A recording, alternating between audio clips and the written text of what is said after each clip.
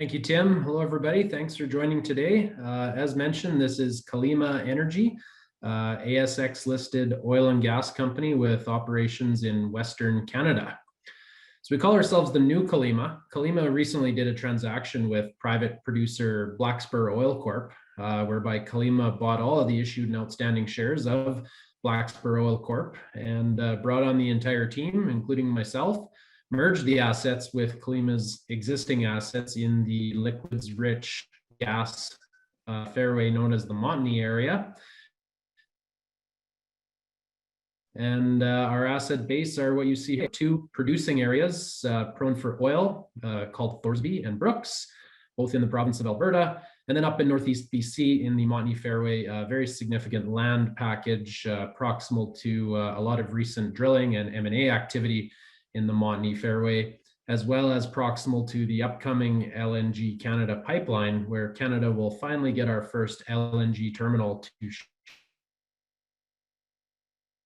share natural gas traffic over into markets. Very low cost production on the Blackspur assets that Calima owns now. Low cost meaning a low break even, $26 WTI is our break even. Anything above that, we're making money. And as you can imagine, at $60 and $70 WTI, very high netbacks and very high rates of return on our projects in the Brooks and Thorsby area. Next, please. It's a snapshot. CE1 is our symbol. We've got about $100 million market cap on the ASX. $14 million of net debt currently on a $25 million revolving facility.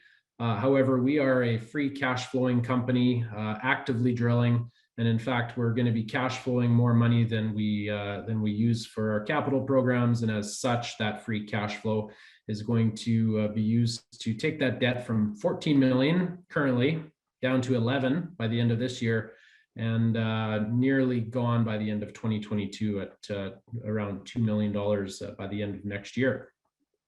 Our asset base has been very much de-risked. Blackspur Oil Corp put together and developed these assets over the course of about 7 or 8 years. And now Calima has the benefit to come in and drill all of the low-hanging fruit, the development wells, utilize all of the infrastructure that Blackspur has put into place over the last number of years, and really have this thing take off and take advantage of all those things. Next slide, please. Our guidance currently is to average 3,700 BOEs per day, barrels of oil equivalent, for the second half of this year, May to December. That's since the closing of the transaction with Blackspur. And we plan to average 5,000 BOEs per day next year in 2022. Our exit production rate for this year is 4,500 BOEs per day. That's actually recently been increased. It was previously forecasted to be 3,400 BOEs per day, but oil prices are up. Our wells are producing better than we expected or better than we modeled. And as such, we recently press released an increase to our 2021 guidance of 4,500 BOEs per day exit. And then in 2022, we are forecasting to exit at 5,500 BOEs per day. But if we're 4,500 by the end of this year, I suspect we will achieve 5,500 sooner than the end of the year next year. EBITDA for those numbers, 27.3 million for the second half of this year, 46 million of EBITDA for 2022. The capital expenditures for 2022 are forecasted to be 33 million. So as you can see, there's that delta. That's the free cash flow. That's why debt is going from 11 million at the end of this year to 2 million by the end of that next year, all the while growing production. Next. ESG excellence. We've always been focused on ESG. We just didn't know it. It wasn't a thing. It was just the normal way that we do business. We never had to talk about it. And now we are talking about it. We're highlighting it. We have a number of different factors that fall into the E, the S, and the G. I'll just touch on a couple. One thing interesting to note is our two main core areas of Brooks and Thorsby. As you can see on the graph, the bar graph to the right, very low CO2 concentration in the reservoir. Brooks is less than 2% and Thorsby is close to zero. What that means is as we produce the hydrocarbons, there's very little CO2 that comes out of those particular reservoirs in those particular areas.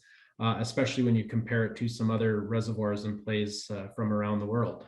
We also have a subsidiary company of Blackspur called H2 Suite. That's an entirely different presentation in itself, but in short, we're able to take hydrogen sulfide out of gas in a very environmentally friendly way and turn it into sweet gas and send it to sales in a cheaper and cleaner fashion than is traditionally done in the oil patch around the world.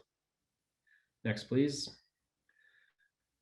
Social governance, I'll move right on to the next slide, just some very standard things under those two headings. The EV to 2P multiple, Calima's 4.4 times. Enterprise value divided by 2P reserve value. You compare that to our Toronto Stock Exchange peers, their average is 7 times. Our Australian Stock Exchange peers, that average is 12 times. So there's quite a gap there, and this is a fairly new deal, the Blackspur acquisition by Calima, and we've only been in the market since then for about 2.5 months. And I think as we continue to drill successful wells and get our story out there, this gap is going to close between not only our TSX peers, but the ASX peers as well. Next, please. This is a bit of a timeline. We've gone through most of this, but again, just to reiterate, 3,700 BOE per day average production for the second half of this year, 5,500 by the end of next year. The significant free cash flow at that point at current oil prices will put us in a very good position, virtually debt-free, lots of running room on the Brooks and Thorsby assets, as well as the opportunity to develop our Montney asset in Northeast BC. We have infrastructure in place in that asset that allows us to scale that up to an additional 11,000 BOEs per day based on the infrastructure in place, as well as the Brooks and Thorsby, those two areas, we have enough running room for to take that asset up to north of 10,000 BOEs per day just on its own. So very, over the next 18 months is very key to get to 5,500, and beyond that, we have a lot of optionality. Next, please. Very torquey to commodity prices. This graph kind of speaks for itself, but I'll just focus on the middle one quickly here. EBITDA at $70 WTI with our 5,500 BOE per day average, the middle bar graph in green, that's $68 million of EBITDA. If oil goes to $80 per barrel in 2022 with our 5,500 BOE per day average, that's $83 million of EBITDA for that year. So every $10, really every dollar of oil price is very impactful to our cash flow. And going from 60 to 70 to 80 makes a big difference, particularly once we're producing over 5,000. Next. This is the team, and it is a combination of the Blackspur management team.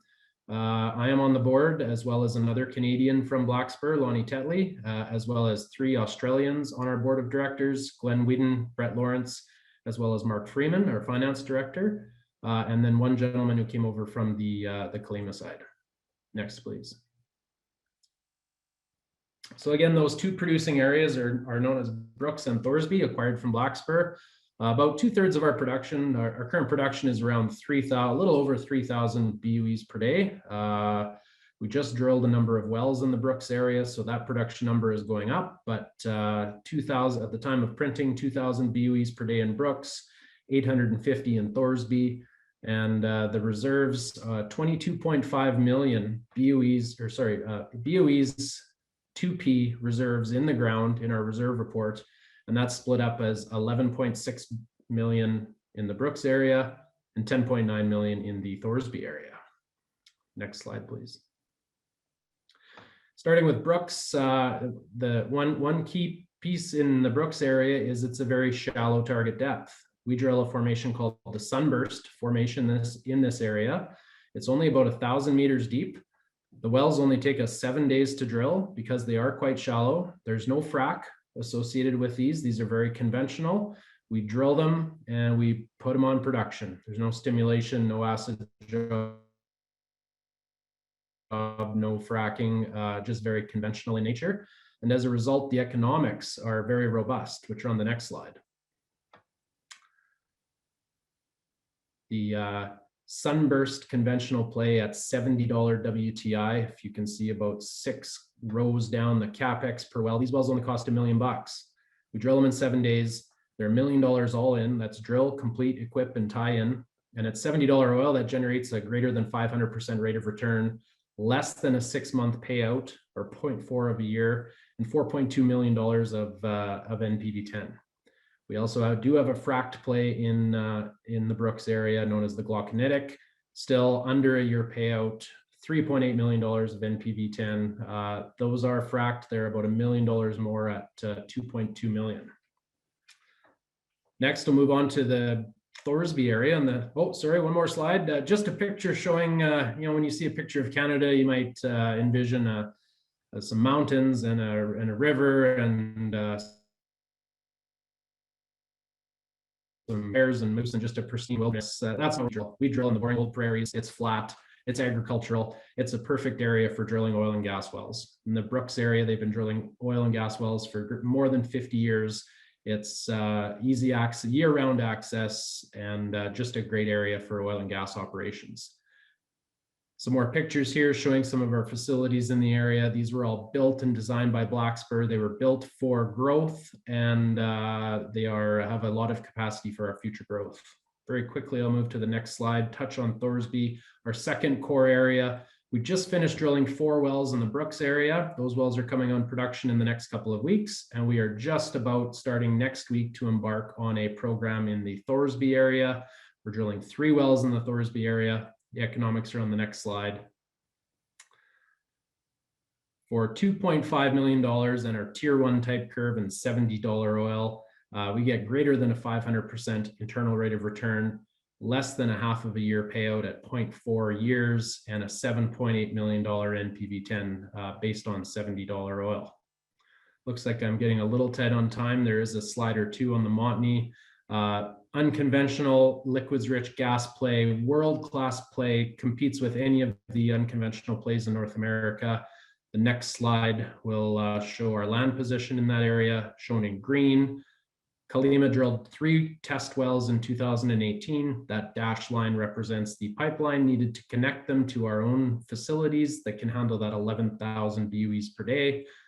And lastly, on the next slide, showing a great deal of M&A activity in and around our existing Montney acreage. The bigger companies have been gobbling up all of the acreage. They want it all.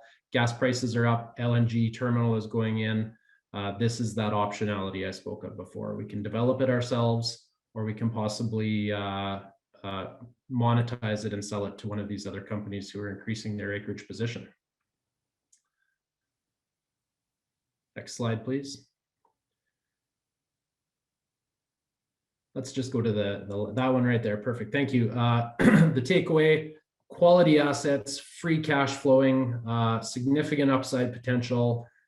Because of the free cash flow nature, we'll be debt free. We'll be actually putting cash on the balance sheet by the end of 2022 or to early 2023, as well as we can respond very quickly to rising oil prices. Our wells come on very quickly, 30 to 60 days from when they're spud, allows us to be very reactionary to higher oil prices and increase our capex and increase our drilling programs as necessary. And that's everything. Thank you. Thanks, Jordan. Appreciate you've got a lot to get through there in that 10 minutes. I was rushing a little bit. That Montney asset, which you didn't have much time to cover on, there's a question here. Have you undertaken financial modelling to develop that asset, the sort of capex required and the financial returns that it could deliver? We have. So ideally, the next move, as I mentioned, Calima drilled 3 test wells and bought facilities to accommodate a future development. So what really has to happen next is probably a 4 to 6 well drilling program off that same pad. And once you have 4 to 6 new wells to bring on, plus the existing 2 horizontal wells that are standing waiting to be brought on production, you need a 20-kilometer pipeline to tie that into the existing facilities. All in, we're probably looking at a $40 to $50 million capital program just for the one pad. So that'll bring on, let's say you drill 6 wells plus the 2 existing, that's 8 wells coming on into that Tommy Lakes facility. $50 million is approximately what's needed for that. And that's one pad. There's multiple pads to be drilled across our existing acreage. So if you really want to do something impactful, it's $200 million could absolutely be spent on this asset, and you would still have a lot of running room. It's big. It's huge scale for us. And with the oil price looking so strong, kind of what's the hierarchy for you in terms of your cash flow? Is it expansion, or is it M&A, or debt reduction, or possibly dividends? You know what, Tim? It's a bit of all of the above, and it's pending oil price. If oil prices continue to rise, we're going to probably be able to do a little of all. Because of the amount of running room we do have on the Brooks and Thorsby assets, I do anticipate increasing our capital program. We've done it once already. We've increased guidance once already. I don't think that 5,500 2022 exit target is going to take us till the end of next year. So that means we're going to have more wells to drill. And the more wells we drill, the more cash we generate, and it just kind of recycles itself. That being said, with the free cash flow nature, it is kind of perfect for a dividend model. That is something that we may consider post 2022 or even later in 2022, as well as M&A. There's some acquisitions out there that we would like to bolt on and tuck in that will be very complementary to our asset base. So we're really keeping our options open, but we're hyper focused at this time to meet that 5,500 BOE per day target for next year. And Jordan, just finally, there is 10 billion shares on issue. Has the board considered consolidation at some point? There is a consolidation of the shares being considered, and I would say in the next number of weeks, not months, the shareholders will be likely hearing something in that respect.